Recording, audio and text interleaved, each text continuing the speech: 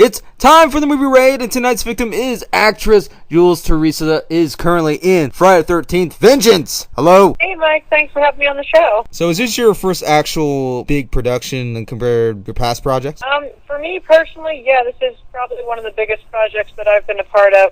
I've got a lot of hats in this film. I'm actually a producer. I'm an actress. I do the marketing and the script supervisor, newly appointed. So this is a really, really big deal for me. I'm super passionate about it. And like I said, yeah, this is definitely the biggest project I've been a part of in so many aspects. So I'm really stoked and really looking forward to it. It's going to be a great film. Now, having that you mentioned that you do all these things like the script supervisors, are these things that kind of burn you out the most? I mean, is the acting pretty much what really drives you to do this?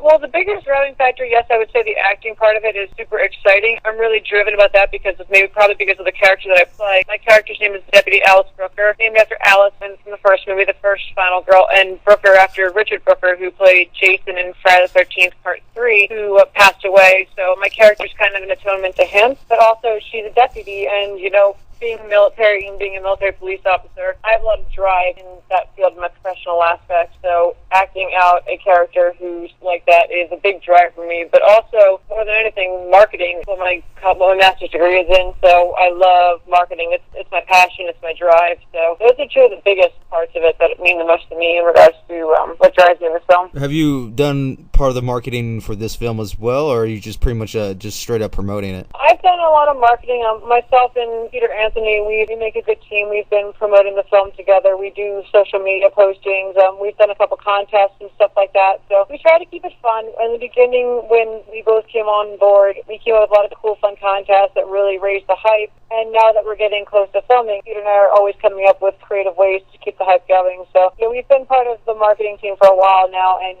we love seeing all these positive results. We've noticed, like, we'll post certain pictures and get people hyped. We're starting to post some behind-the-scenes photos people really seem to like, and it gets us excited to see people excited about our production. You think some of these independent films, I think that's where the biggest problem is, like, trying to get it marketed out there, aside from trying to get distributed, trying to get the money for it, but it can be pretty difficult just to promote it. I mean, there's a big difference between marketing it and just promoting it. I mean, sure, you can say something about it, but as far as marketing it, trying to get others invested into it, I mean, trying to get other associates involved within the film, trying to get other maybe fans even put money into it, and so forth. Right, exactly. And how I view it is anybody can, you know, put together a little photo collage and put up a poster and post it somewhere. That's promoting. But marketing takes a lot of heart and a lot of time, and you really have to believe in stuff that you're marketing. So like I said, going back to the poster thing, anybody knows how to work even a typewriter or Microsoft Word or whatever system you're working on, oh, come see our film, it's going to be at this theater at this date and this time, woohoo, or promoting. But when you're marketing something, if you don't believe in it, you're not going to succeed. And that's one thing I've learned, you know, through my college classes and just through peers from other jobs I've had in marketing. So you really, really, really have to believe in something if you want it to work, you know. Not exaggerating, all I've great leaders who have said this, but anything's possible if you do believe it. So you got to believe in yourself, you got to believe in your film, you got to believe in your peers. So that's what really drives a good marketing campaign. You know, we're going to be at New Jersey HorrorCon coming up in March, and I'm really looking forward to that. We're going to be there marketing our film, and we've got a great group of cast members that are flying out on their own dime just to be there because we believe in this film. And hopefully when people see that we're truly passionate about it, and it's going to go over so well. How far is the process on this? I know it's starting to get into filming, but I noticed that the cast is just keep growing and growing and growing like every week. We do have our cast growing. So this past weekend, all the producers, we got together and we did a script overhaul from Nick Strawn. I know you've had him on your show before, Nightmare on Elm Street, really great guy. We did a complete script overhaul with him. We threw in our Kickstarter characters into the script, so all our people who bought packages in the Kickstarter, now they have established characters. So the cast is growing constantly. We've got some great cast members. So as far as the process goes, we do have a couple things filmed. In November, we were actually, myself, Jason Brooks, and Dustin Muntier from our director of photography, we were in Florida filming with Steve Dash, before he unfortunately passed away. But yeah, so we do have some footage done. We're getting ready to ramp up some filming again. So that's going to start. We're going to kick up production, actual physical production again in March. So super excited for it. We're just getting all our final cast announcements out there and a couple of behind-the-scenes photos. Sean Lustis and his company are building our set right now, and they're doing a phenomenal job. Like, I don't know if you've seen the photos, people can see them on our Facebook page. It's coming together so nicely. So hopefully fans will appreciate the look we're going for. It's going to be fantastic. We've got some great A-list people here helping us out and coming together. So we've really become a family. And I'm not just saying that. I know people say that about their film sets, but I truly believe, like, this is a family. We're so connected, and I really, really love it. So the process is coming along, and that's because of all the great people we have working together. Yeah, and that's also kind of rare, too, because you're having actors. Everybody who's anybody within this project is doing their part within the production, within the marketing, within the building. Everybody. It's not just actors and film crew. It's not a separate thing. You guys are all working together, and I think that lacks in a lot of these independent films. I mean, I understand they want to get the film out, they want to do this and this. It's not just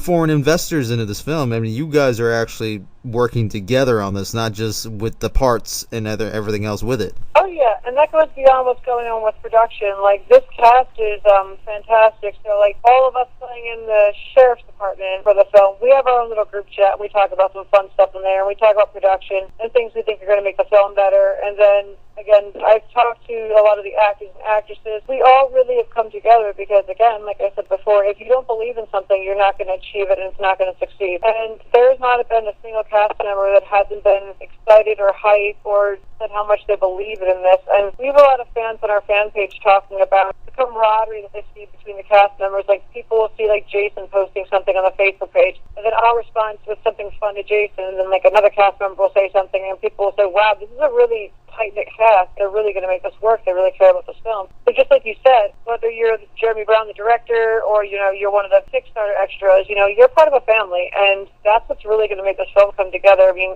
we're all in this together, and we're all stuck together. It's fantastic, just like you said. One question we were wondering is, are people going to say the mini teaser is too short for a Kickstarter launch? And we all talked about that. We're like, is this too short? Is it going to go over well? People are going to see this clip, and what are they going to think? And it actually got a very positive response. Jeremy Brown and Dustin Montier were the ones that picked the music for it, and their vision was, what would Jason's mother probably be listening to, that would make him come out of that lake? So the reason why the song is The World on Fire, which is what they have on there, is because, this song is supposed to represent, if Jason were home, because, Jason was raised by his mother, he'd probably be listening to something like this on the radio. And so there comes Jason out of the lake, and it cuts to the black, but all of a sudden you see Jason there lifting this gigantic boulder, and people screaming, the gore sound and stuff like that. People were so excited just to see Jason Brooks just standing there like, hey, Jason's back. We had a very successful Kickstarter campaign. We met our goal in, I think, half the time, which was overwhelmingly amazing. Our fans have been so fantastic, whether it's a $10 perk or $500 perk, whatever perk they got. Oh my God, we are so blown away and so incredibly touched. And there are many people who said fan films are going to fail, but that was just, and hearing that, it was in the back of our minds, and that was hurtful. We beat the odds, and our fans came through, and with the day that Jason Brooks told me we hit our goal, I almost cried because I was so excited, because it's like, all right, we hit our goal, now what's next? So next step, filming with Steve Dash is what we went to next. So, and Steve was so excited when we told him we met our Kickstarter goal, because he was all about Founders Children's Hospital and about this film succeeding. Yeah, it's been overwhelmingly amazing. We could not be more thankful to all the fans out there. They've been Friday the 13th fans in general, not just Vengeance fans. But Friday the 13th, as you know, is a very close-knit community. So we are so grateful to everybody for believing in us. With your part in this film, playing as an authority type of role, especially when you have experience within this type of like law enforcement or military background, how do you focus on the role without making it seem protocol from what you used to be in the service? Alan W. Booker, when I spoke to Mike Mees, who wrote the script and created the character, I asked him, that was the very first question I asked him before I went to filming with Steve. I asked him, how do you see Alice? How do you see Deputy Booker? How is she portrayed in your mind? And he said that she's the do good by the book, do what she's told, whatever the sheriff puts out, you have to follow it. And I was like, okay, what about her personality? What is she like? And he's like, he's just, very straightforward to the point. And I'm like, okay. And me, in regards to the military, I'm a captain now, so I do have to go by the book. So there are some differences between Alice and my character is, who I am when I put a military uniform on. So, how I differentiate, I'm a military police officer. I'm not an actual police officer, so that's a bit different. Being in the military and being a real police officer are a little bit different. So, and she's a deputy, too. When I'm thinking of what Alice would do, I would talk to Steve Dash about it, and I even asked Steve Dash when I was on set with him, I'm like, how do you think Deputy Brooker would be? And he's just like, just do you. Alice and I have very similar personality traits, but like I said to you before, military police officer and deputies are a bit different. Military, there's guidelines that I have to follow. With Alice, being a deputy, it's all situational dependent. All these murders are happening again. How is she going to handle it? Is she going to do the right thing, or is she going to try to cover it up like the cops and past Brad 13 films have been doing? She's trying to do the right thing, and it's not that I don't do the right thing in the military all the time, but in the military, there's no boundaries. I have to do everything. But Alice, she's kind of just like, oh, what do I do? What do I do? I'm unsure. Do I listen to the sheriff? Do I follow my heart? Do I do this? Alice is a bit unsure of herself. Looking forward to portraying that character just because, she's a lot of fun. I can't say too much about what she does. She's going to be a lot of fun to play for sure. And one thing you're going to notice about my character, Deputy Brooker, is when I have a military uniform on, I got to be not almost robotic, but I got to be I guess you could say kind of robotic, here's the orders, I'm going to follow them. With Alice, she does have a heart and she does have feelings. She does have some characteristics about her that aren't, stone cold deputy. She's got a lot going on in her mind with the conflict with everything that's going on. As you read in our synopsis from our Kickstarter, it talks about all the grisly murders. Alice, she knows that she's got to do her duties at the same time. She's a little nervous and scared about what's going on. I mean, who wouldn't be if there's a supposed 6'5" gigantic killer walking through the woods when little Alice is only 5'3" running through the woods trying to make things happen. So yeah, she does have some character. She does have a couple of layers to her, which I'm looking forward to portraying. I love my character. She's great. Now, do you feel like this character is a more advanced for you compared to any other role that you've ever performed?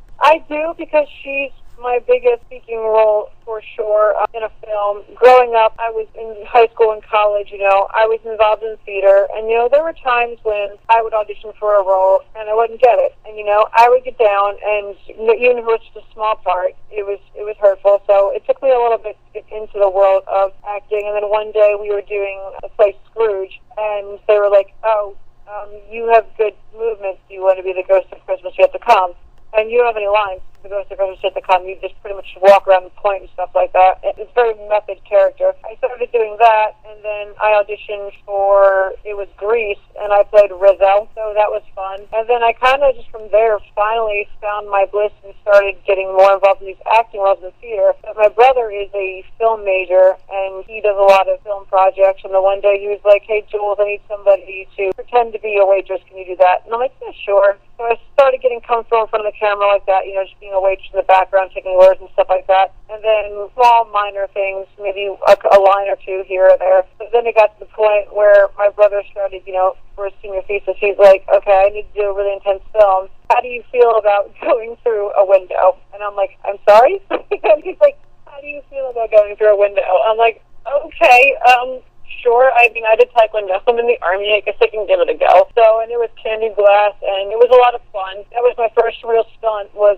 going through a window. And then from then on, his friends would say, okay, if Jules is willing to go through that, maybe we could have her double for a fight scene. So I kind of put the acting stuff on hold and got more involved in stunts because, it was more physical. I spent 12 years doing Taekwondo. I got to finally exercise that, and it was great. So Alice is definitely my biggest speaking role in regards to a film, which is very different from theater. I love it. I love the script. All of her lines are great. Yes, she's my biggest so far, and I'm really, really looking forward to it. We're doing a good job with her. I'm so excited, and it's going to be so fantastic. Now, with Vengeance, what do you think the audience is going to be more attentive to, the roles or the storyline? Oh, absolutely the storyline. Just because this is part 6, Jason Lives, was a big hit with everybody. Tom McLaughlin did a phenomenal job with that script. And not just the script, but just the little hints, the James Bond style opening that CJ Graham keeps talking about, and all the other little hints, and the army duty belt that CJ was wearing. Everybody talks about Part 6, and it's a favorite. Our film's taking place 30 years after Part 6, so it's like, what happened to Tommy Jarvis? What happened to Jason? He was left at the bottom of the lake. Where'd Tommy go? What happened to him and Megan get married? Like, all these kinds of questions. And who the heck is Elias Voorhees? Unless you read the comics, you probably don't know who Elias is. Elias is Jason's father. I think a bit of both. I think people are going to be very attentive to the Elias character, because not just because C.J. Graham's playing him, but because he's an unknown entity in the Friday the 13th universe to so many people. So I think that's a character people are absolutely going to be paying attention to. I think people are absolutely going to be paying attention to Kelly, who plays Angelica in the film, Tommy's daughter. I think people are going to be paying attention to Steve Dash, who plays Sheriff Riolotti. And again, not just because of Steve Dash, but the way that character is written in this film it's a great add-on to the story. But more than anything, I definitely do think the story is going to be, and then the biggest part of that being because it's after Jason lives, where did everybody go? So, and we're very honored and happy to be in that question. And Tom McLaughlin's our story consultant. He had a big part in this. It's going to be a great story. Yeah, and I absolutely love Jason Lives. That is my favorite out of the whole series. Mine too. Mine too. It's fantastic. Dude, I mean, even the behavior is slightly different on this one. I mean, I can go on with this film, but I'll just say that I love the way it's portrayed in this one, because it's a little bit of a breather compared to all the other ones. It's not really straightforward, so to speak, from all the past ones. Like I said, this is more focused on Tommy Jarvis. Like, now he's so psychologically messed up, and he wants revenge, and, well, we all see what happened there. He pretty much, yeah. Yeah, so, I mean... He messed up. Yeah, he messed up, and they did a fantastic job with the makeup work. I mean, it's great. I love the way Jason Voorhees looks in this film. It's fantastic, and with Vengeance, that's another big thing. Detail is incredibly important. They've actually, from what I've seen, it definitely looks really good. Jason looks just like what he is. I mean, he's decayed. He's got these bullet wounds on his skin. Like, it looks like this guy has been in through like a million battles. Oh yeah, and Jason Brooks is fantastic. He's a fantastic Jason. I watched him do an interview with Steve Dash when we were in Florida, and I watched his interview with C.J. Graham, and it was like almost these two guys were passing the torch onto Jason. And Jason Brooks, 6'5", really tall guy. He's really all about this character. He's very attentive to the detail. He's watched all the Friday the 13th films. He's watched some behind-the-scenes footage. He's really dedicated to making this character, what it is. He weathered the Jason costumes. He's very, very attentive to detail. And I think we all know that going into this, people are going to be looking at Jason saying, how does Jason look now, and all these things. So, and we know people are going to be paying attention to stuff like that, like you said, the little details. So we're really making sure, we know people are going to be looking at Vengeance and, watching us, looking for those details, looking to see how we carry on this story that Tom McLaughlin laid out so beautifully. So we know that people are going to be looking at that, and I have full faith in my team, and especially Jason Brooks is Jason. He's going to kill it. He's going to do an amazing job. We have actual fan questions, believe it or not. Okay. So, first one is by Kimberly Ryan. It says, who are you looking forward to working with the most in Friday the 13th Vengeance? Who am I looking forward to working with the most in Friday the 13th Vengeance? Well, I already worked with Steve Dash, and that was fantastic. But I guess who am I looking forward to with the most?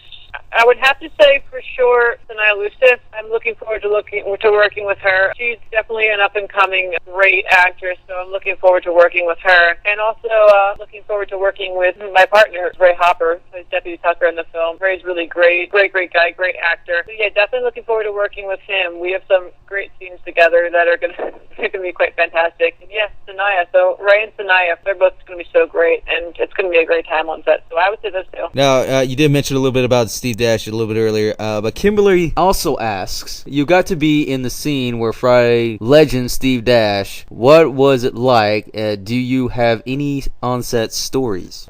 So the first part of that question, Kim, is it was very empowering and very rewarding to be working on set with Steve Dash. This is his last film, and I was the last person to work with him on screen, and it was just very empowering. I was extremely nervous, and I think he knew that. And I've seen him at conventions, and I've seen his panels, and I've seen how, rough and, witty he can be with people. But in that moment when I was on set with him, he had this, almost fatherly look to his face, and he's just like, Jules, you got this.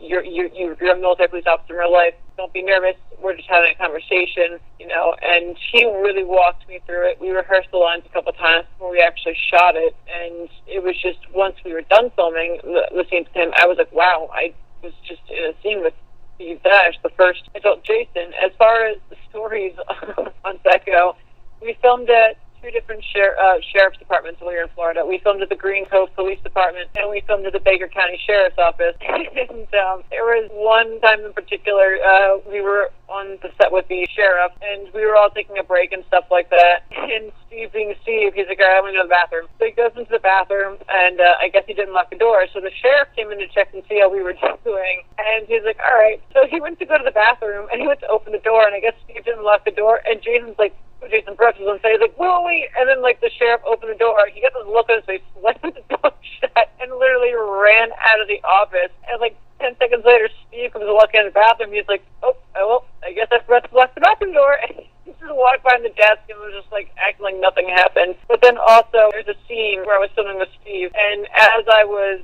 exiting the set, kind of running away from Steve, I tripped over the lighting wires, and it was the whole luckiest moment of my life. And Steve starts laughing. He's like, are you all right?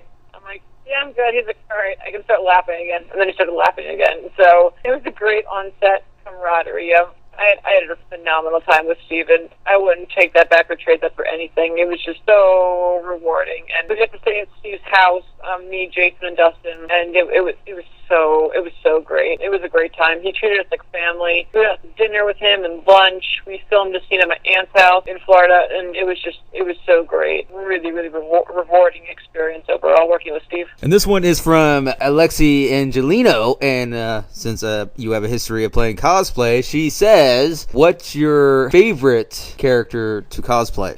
Oh, man. Well, first of all, Alexi is fantastic. Her and Sean are both fantastic. They've both dedicated so much to this film, so I'll take a second to thank them for that. They're great people, her and Sean. As far as my favorite cosplay character, well, I've got over 50 costumes, so I'll give her my top 3. So my first favorite to cosplay would be my Hawk Girl, from the DC Comics, because I wear these big wings, and it's so much fun.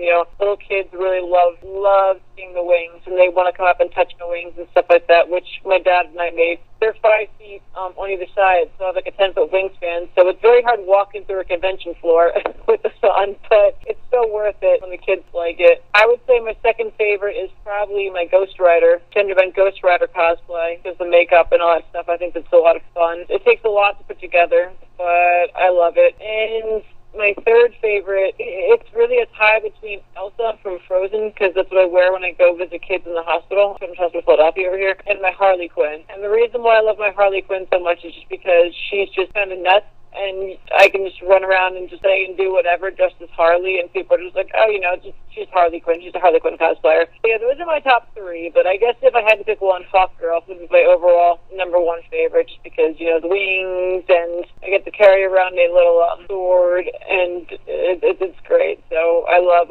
cosplaying Hawk Girl. She's a lot of fun. She's a very serious character, but the costume build itself is fantastic. Go ahead and plug in anything that you want to plug in, any websites, any release dates, and so forth and so forth. So Vengeance is going to be released at the end of May, early June 2019, so in a couple months for sure. Also, so check out our F-13 Vengeance fan page for sure. We're going to be posting a lot of updates up there. Also, check out His Name Was Jason, a Friday the 13th fan film. That's another film I've been casted in. I play the waitress in that film, the town waitress, so that's a good one. But yeah, if anybody wants to follow me on social media, my social media is Jules_Hawkin, Hawkin. Occasionally, if you're looking for a good food recipe, I'll post some food recipes in my stories, because, who doesn't love some yummy food recipes on a snowy day like we're going to have in Philly all next week. So I'll probably be posting a lot of food recipes if anyone wants to check those out. Well, you imagine after Vengeance, you make pizza? Yes, I should come up with a Vengeance-themed pizza. Now that's going to be my thing. I'm going to come up with a Vengeance-themed pizza. It's going to be great. Yeah. And Jason Brooks, you're going to stay off of it, because we know that I can see this guy could eat like a truck, probably. Yeah, that was the thing when we were in Florida. Steve Dash kept joking with us about. He kept making fun of me and Jason because Jason and I kept eating like all the steaks and all the chicken because Jason's 6'5", which he needs that food. But I'm training for being a bodybuilder, so like I do a lot of intense workouts, so I eat pretty much anything and everything and all of it. And then Dustin wasn't eating a whole lot, so Steve's like, I don't understand how is this like a thing? And we're like, just he was making fun of us for our eating habits, and it was funny because he was easily entertained, and I'm glad we could entertain him with our eating habits for sure. So yeah, Vengeance Pizza. I gotta go with the Vengeance Theme Pizza now. That's gonna be my task this week. Yes, do it. There you have it, everybody. That is actress Jules Teresa. Bye guys. Thank you, Mike.